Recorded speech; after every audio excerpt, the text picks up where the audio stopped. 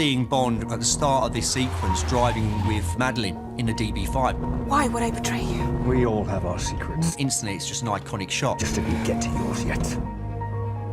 This time, the relationship between Bond and Madeline is much more developed. The story is more emotionally driven than it is action-driven. Vesper Lynd is buried in Matera, and Madeline has guided Bond there, and Madeline, I think, feels like he should forgive her. The trouble is, somebody's watching them. We are famed for having the best opening sequences for any franchise. For me, this sequence is one of the big sequences that makes you feel, okay, I'm in a James Bond movie. You've got many things that really make it appealing. First of all, you've got the beautiful location. Matera, Italy, which is one of the oldest cities in the world. Then throw into the equation the car, the fantastic, legendary DB5. It gets people's juices going because of the gadgets it has, and we use them all.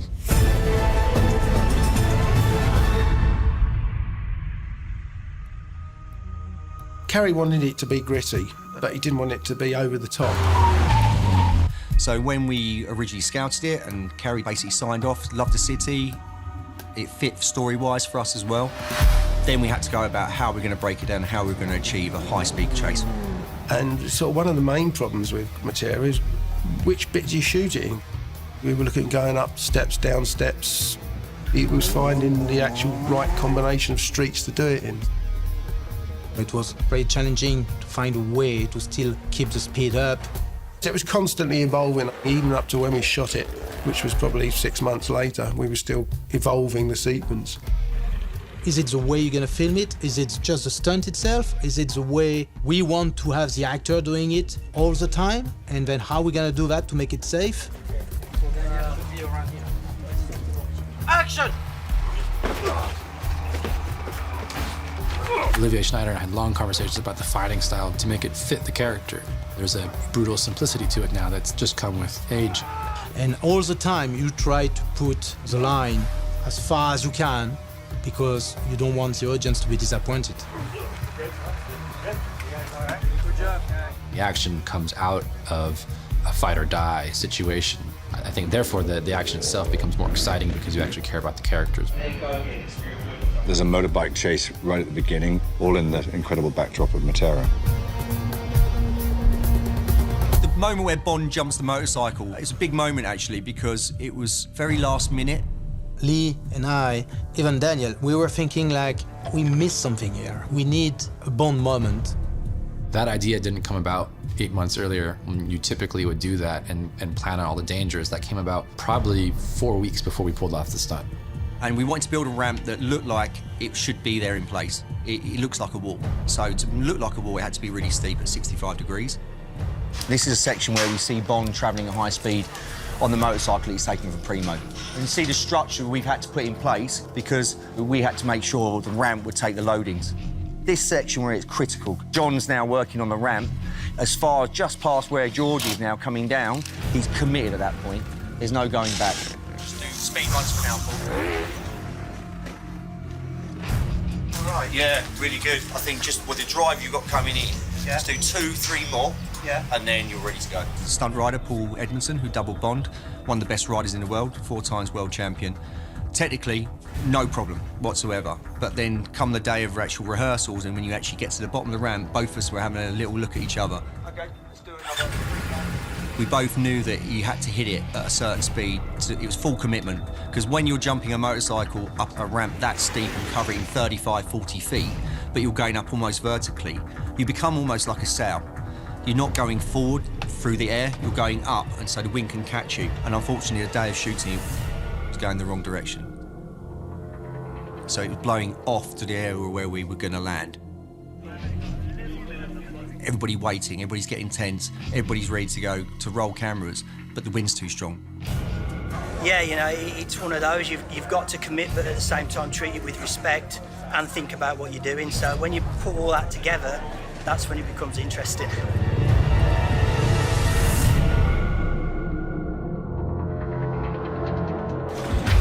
To see him go over the first time was a massive relief. It's not VFX, it's real. They did it. You need guys of that caliber to achieve things like that in the time you do it. In this garage at the moment, we've got all the action vehicles that you would have seen up till now. Behind me, we've got 10 Aston Martin DB5s. We had 2 what we call hero cars, which are original DB5s. This is the car that Sean Connery first appeared with. Yeah, this is the car that always appears, that is synonymous with 007. This has always been the car that Daniel does the pull-ups and the pull-aways from. Now, these 2 cars, to the eye, are identical to the first 2, but these are actually stunt replica cars that's all kitted out. My job is quite a cool one. I get the chance to drive the DB5 as James Bond. We go into some very sort of high-speed roads, as high as they can be for these type of roads. We've had a big challenge with the surface. It's very, very slippery. And in fact, we've actually used Kohler on the surface to give us some grip back, which works really well. So it's built to do what we want it to do. It's a beautiful handling car. It's a pleasure to drive, and it's a very special little toy.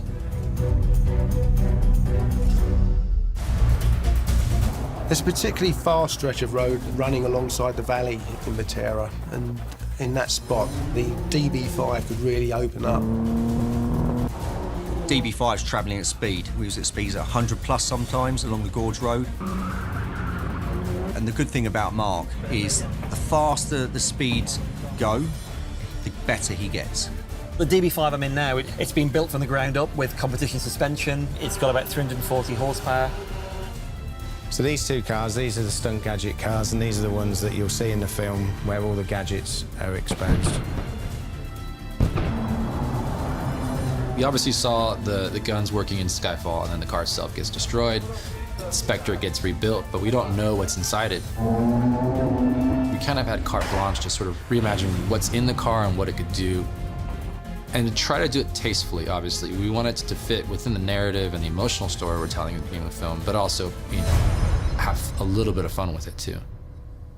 We refer to this as Donut Square.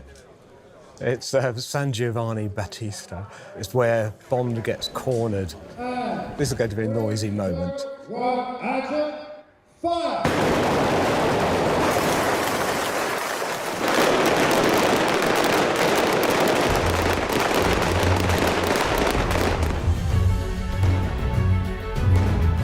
After they've emptied their clips, James Bond says, right, now it's my turn.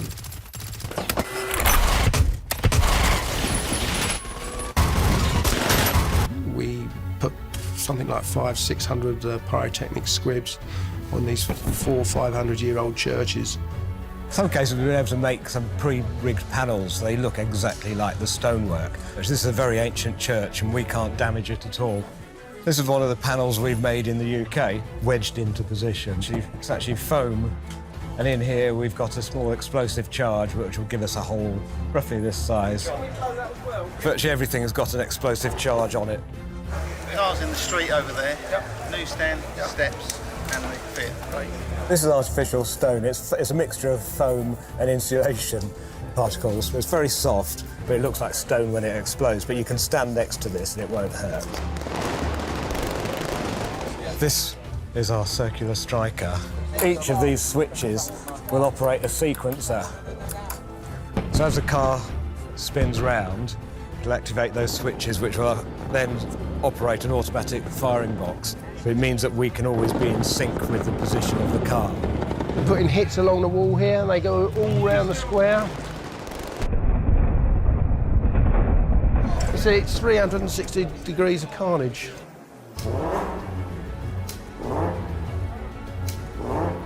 The great thing about this shot is Daniel actually did the donut himself. He floored it, put it into a donut, and did a complete 360. Does everything that Bond's DB5 should do. We do it and more. It was fun. It was really fun. Spinning around, I would do it again. With Daniel doing the car work and having the confidence of Lee Morrison there to sort of guide him through it, Having Chris Corbould, who's a magician with the special effects, having complete trust that everyone is safe, everyone's going to do something and you can walk away from it, but it's also going to look spectacular.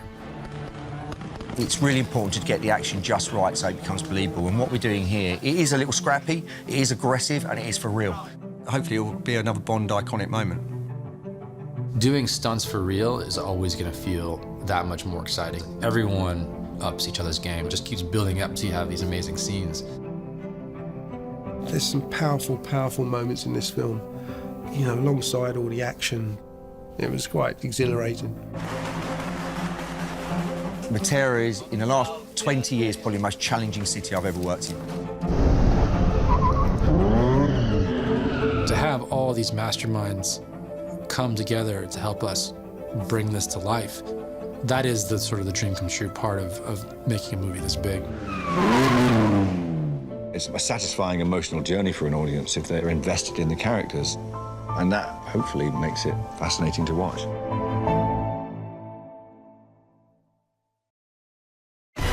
James Bond movies are action-adventure movies. If they're real and they feel real, then that makes it fascinating to watch.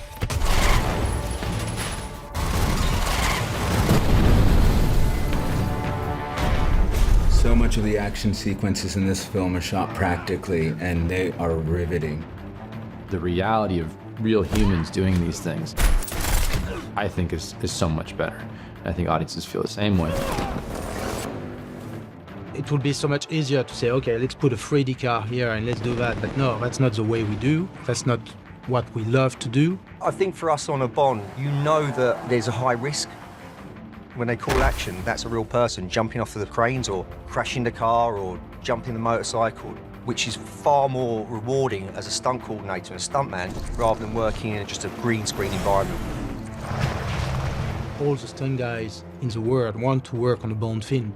The first thing I start thinking about is how can we make it better? How can we make all the action more spectacular? Cuban Streets is where Bond goes in to extract a character in the film. And it starts in Spectre event where it kicks off. A lot is going on in that scene. We had Nomi character starting on the roof, ready to kidnap Valdo. She was hoping to drop 30 feet high, catch him, and go back up. One of the things I was first impressed with in Lashana's, her physicality, her speed, precision of her movements was very impressive. Every single day they were training me hard, having me on all different weapons, different setups. I think Paloma is a surprise. I don't think people expecting something like her. Paloma uses 3 different guns. She runs with them, she changes them in action. So I really wanted to get it right and look like I knew what I was doing. I really enjoyed that part. Bond escapes from the Cuban set in a seaplane and then she takes off and lands next to a, looks like an abandoned trawler. The explosion, we had to be mindful that it was a real trawler. So we had to do it in such a way that we could guarantee we weren't going to damage it. So we did many tests back in Longcross at my base. It was all directional, so we knew exactly where it was going to go. We knew it wasn't going to spread to any other parts of the boat. When confronted with the fact that we had to sink the boat, we then started to create the rig that could do that. It's my favourite rig on the film, I have to say. I love those mechanical rigs where you program them because it could roll 360 degrees and then lower into the 6-metre deep tank of water. Relax! Daniel and Jeffrey did a great job swimming through it, trying to get out. The first day that we went down to rehearse and the thing flooded, I just couldn't stop grinning. It was just great fun. You know, you're thinking, wow, we call this work, huh? Absolutely one of the best rigs I've ever seen. It was for real. We took that under the water and there was an air pocket.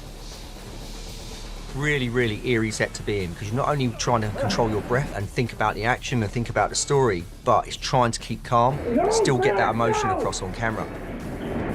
Really, really challenging environment, that.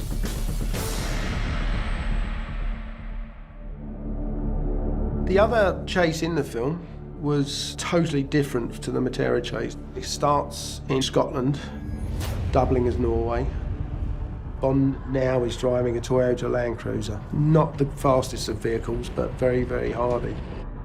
And then you see a flash of 2 Range Rover SVRs blast past.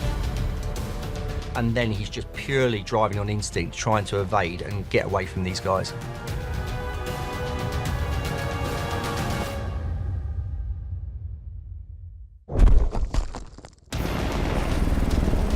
We'd have the defenders coming down from the high ridgelines, jumping over ledges. We'd have the motorcycles, all vehicles driving across the river multiple times. I was building certain terrains where they're hitting at 50 to 70 miles an hour. And Daniel's in there, you know, basically mixing it up with everybody. You know, bikes riding alongside, banging into the side of him, defenders trying to shove him into the river. Really spectacular chase and looked fantastic.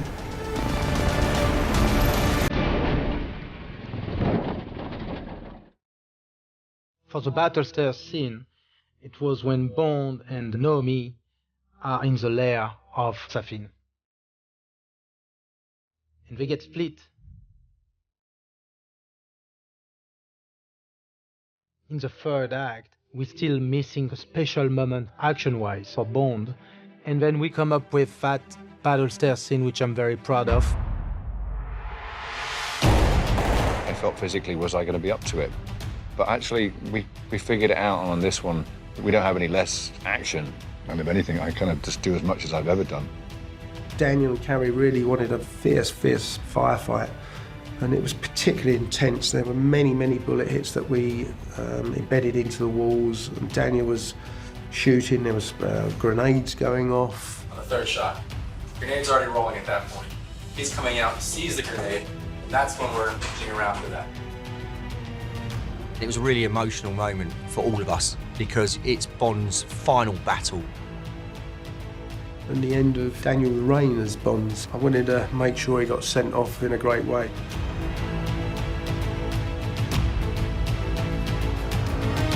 Yeah, it was very emotional that day, and I will remember that all my life.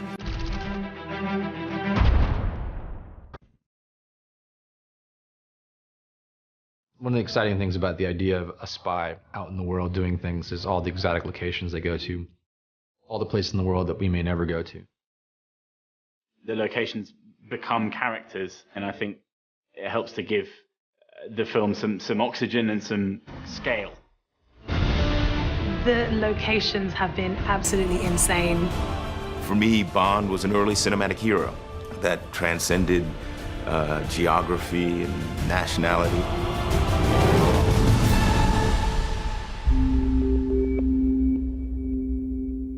When you watch the beginning of a Bond film, you are expecting some kind of spectacle, right? In some ways, I wanted to subvert that in Norway. We have a surprise opening, which is not even from Bond's perspective. Thematically, we felt it worked really well. It was a beautiful canvas. There's something dreamlike about this. It's about being haunted by these figures from your past and how those figures can really hang over you throughout your entire life. This lake is normally a sea of snow with a very thin layer of ice underneath. We have, through the process of removing the snow and allowing the cold nights to naturally freeze the water on the surface of the lake, managed to cultivate it and create a safe working environment for our crew and also build our house in the background. The frozen lake water forms a type of ice that we call steel ice. And it's this very strong ice. In English, it's black ice. Half a meter of black ice. You could run a very heavy tractor, like 8 tons. So it has been a very efficient way of strengthening the ice. We wanted a sense of isolation. We wanted a sense that they were separate from the world. We ended up with some very spooky and almost scary film footage. It's a Bond beginning unlike any other. We start the film with a flashback to her childhood and trauma that she went through. Then we pick Bond and Leia up at Matera. They go through an action sequence. The stakes are very high. Matera is one of the oldest cities in the world. It's certainly one of the most extraordinary locations we've ever been in. We have the DB5, which was reconstructed after Skyfall and is in perfect condition and has a few added extras and does everything that Bond's DB5 should do. We do it and more, all in this incredible backdrop of Matera. It is not built for the modern world in a way that the roads are narrow and short. It doesn't, from that point of view, seem like the obvious place to do a car chase.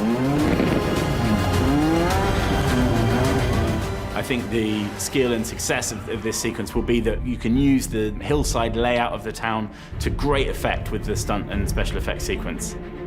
There was a lot of apprehension. Matera's never seen anything this size before. A lot of filming here, but just nothing on this scale. Well, it's hard to get the car going fast in a city like Matera, where the roads tend to be very narrow. We use the environment and the vehicle in a way that you don't expect. When you're doing car chases, you need to make sure that you have secure lock-offs so that no one wanders into the traffic. It is really amazing when you pull all of this off, and I'm mesmerized by the sheer scale of the whole operation.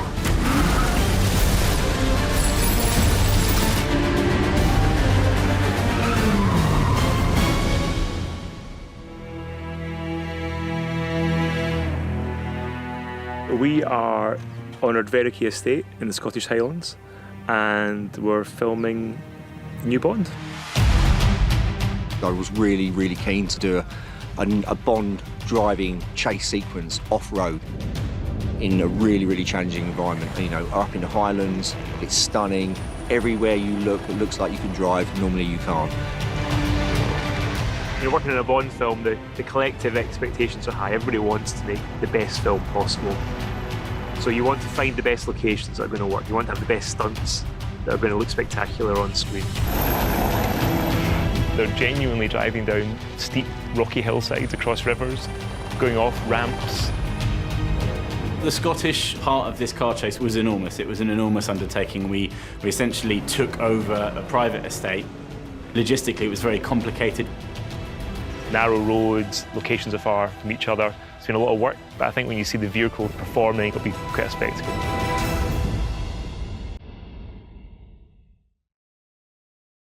Barbara mentioned early on the idea of going back to Jamaica for this story. Jamaica was the place where Ian Fleming created the character of Bond and wrote all the books and short stories there. He ends up living in Jamaica, which is basically James Bond's sort of spiritual home. It feels like such a Bond thing, whether it's Dr. No or Live and Let Die. The connection is a solid one, and it felt like the right thing to do.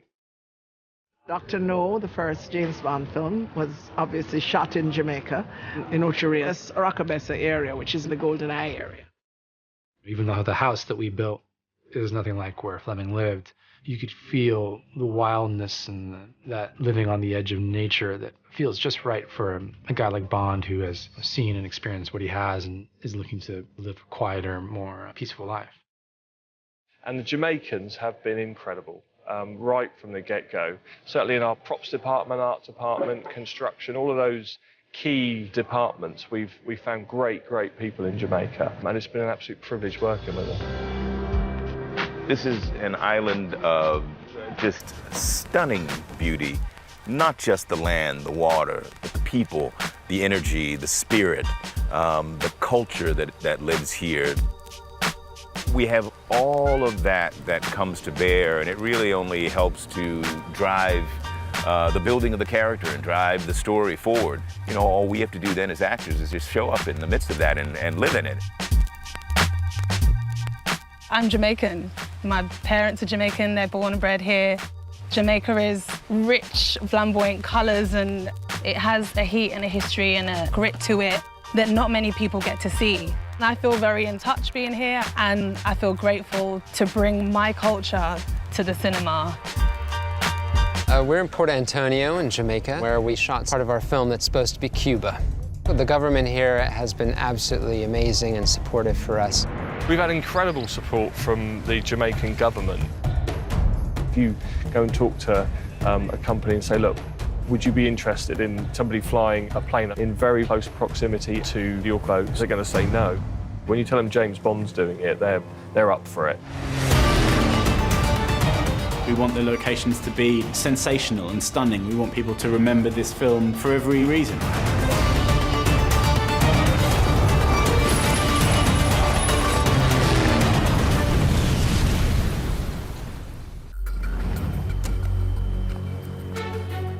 Bond movies are deeply ensconced in our culture, especially here in the UK. As a 25th film, we did a lot of thinking about what were the best moments that we'd seen in Bond movies, and how would we pull some of those together for this final one for Daniel. James Bond. To be designing a Bond movie is a real privilege, and it's sort of a treat. We're looking for new inventions, new ideas, a bit of scale, glamour, things that are sort of extraordinary. There's really a special feeling you're hit with when you step on a 007 soundstage and onto a set like that. We need these fantastic sets to set the scene for us, and Mark Tilsley is just, you know, one of the best in the world.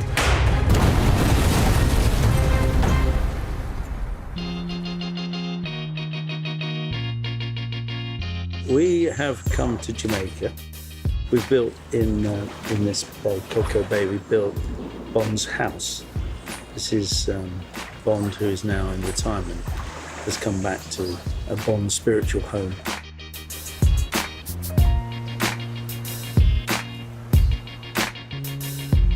Some of the kind of design features that you'll see in this house are taken from Fleming's villa. We've also got a reproduction of Fleming's desk in James Bond's bedroom. But what we wanted to do with this place was make it a little bit more rough and ready. The best way of achieving the look for us was to actually build it with local Jamaican guys. It has this kind of real local feel to the design of the place. The really tricky thing about this location is that there is no road. All of our materials had to come in by boat, so we had to actually build a pier here, and that was not only part of our set, but also the access for everything you see on this set.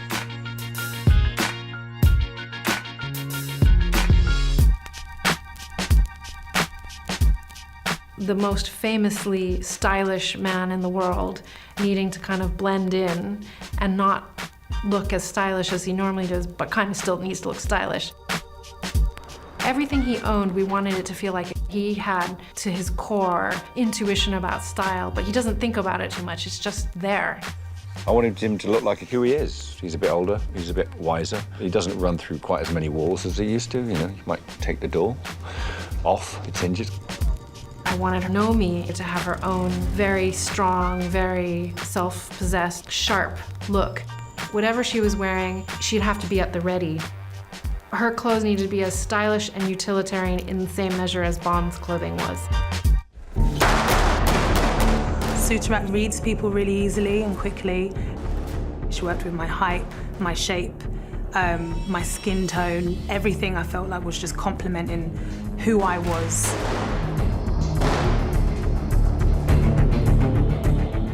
Cuba was obviously at one time really wealthy and exotic, but now there's this sense of faded grandeur. It's even more exciting now. It's like looking at ancient Rome or something. We weren't able to do this in Cuba because there's a lot of fight work and all sorts of action that was going to be involved. So we had to build it. There are 12 buildings on the Cuban set. Every building has a different purpose. The El Nido Bar is a specifically designed building using many references that we found in Havana. That building is one of the hero buildings, so therefore we had to adapt it in a certain way that worked for the action, lots of stunt action. We wanted this grand, classic, romantic staircase. It's a very famous restaurant in Cuba, but it has a road that runs underneath the staircase, and we wanted to try and emulate that. There was a definite deco feel that Carrie wanted, so you can see the sort of deco-esque lights. With the true Latin American feel, it's a very, very tall building. We're using all the elements, nothing's to waste here. This is a truly hero building for a Bond sequence. I am Cuban and I know exactly how Cuba looks like, and I think it's very hard to recreate a country like this. This decadent aspect of it, so much color and it's so rich, and the pass of time. It was really impressive, the level of detail and the scale of the set.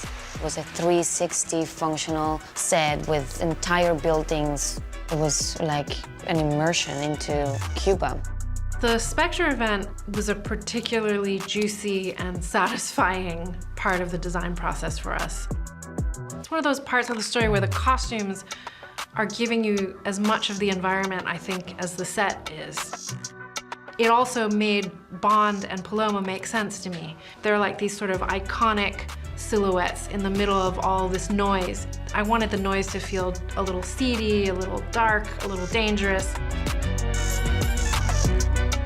The tux is probably the most iconic of the James Bond wardrobe looks. Tom Ford has a handful of shapes, and we wanted to devise something that was specific to Daniel. So we took the best parts of some things that existed with a new version of a suit that they're currently developing. It was an amalgamation of those things. With Paloma, we wanted to make sure that she stood out from the crowd but was embedded. We knew that we wanted to probably have a diamond moment for her. Whatever the dress was couldn't sort of steal the thunder of the diamonds. Lots of Chopard pieces to choose from. It was really hard, but I felt like we found the right touch for her. However, the diamonds couldn't be the only thing that we were looking at, and she needed to look as a stunning whole package. The surprise of her being able to conduct all these crazy stunts in what seems like a diaphanous dress is the strength of that costume and that character.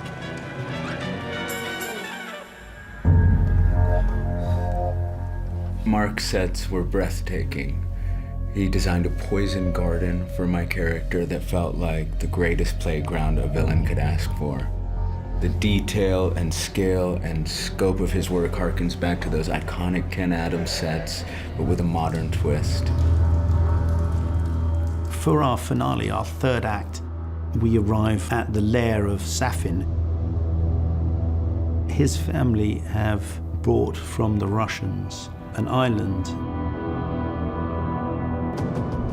For that, we've had to invent this island on which there is a testing plant of giant silos. And underneath the silos, when you open the missile doors, you go down below into a giant concrete brutalist subterranean factory. So we have that classic Ken Adam circular door that were opened to let the missile out. In many brutalist buildings, the lines are quite simple and bold. And I think the trick in that world is really not to over-elaborate it and keep it really simple so that it becomes really a sort of sculpture about light and dark. And that sort of forms a graphic language where seeing these very clean and simple shapes.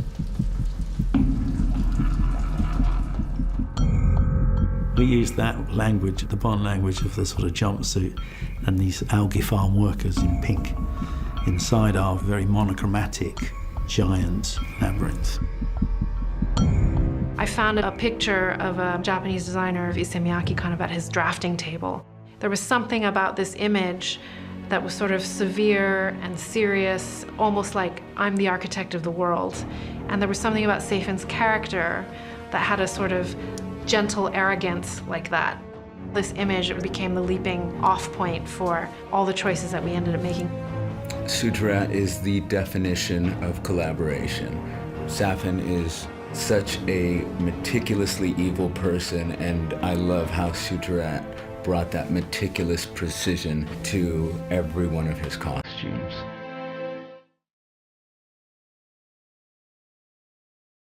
It's a real tribute, and it's quite fun to do the classic Bond sets, like M and Moneypenny's office.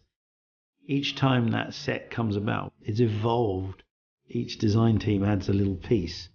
So we slightly adjusted the colour of the lever on the door, and then we made a new painting. But fundamentally, the desk and everything else, it has been the same for a long time. You just try and keep it in the same language. The sets are other characters in the movie, and they're really powerful characters, and because they set the tone for everything. Mark He's just transporting us into the world that he's created every single time. He's literally giving us exactly what we need as actors to feel and sense and experience what our characters would be at every given moment. What I'm interested in is whether the film as a whole, with all its parts and pieces, is thrilling. The story, the lighting, the action is important. In fact, the performance is most important. So hopefully we've given the performers worlds that they felt excited by and involved in, and that will come out when we watch the film. I'm immensely proud of it because of just the huge collective effort that goes into making a Bond movie, and being just a small part of that, it's an honour to be in that position.